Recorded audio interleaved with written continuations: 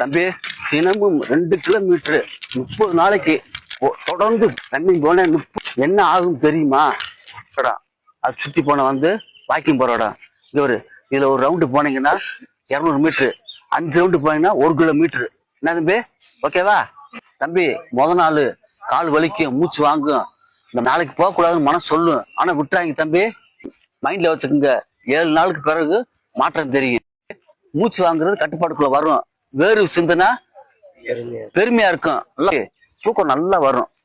2 வாரம் கழிச்சு உங்களுக்கு காலே வலிக்காது. ஓடுற நேரம் அதிகமாகும், ஓடிக்கிட்டே இருக்கலாம். வயிறு உள்ள போகும்.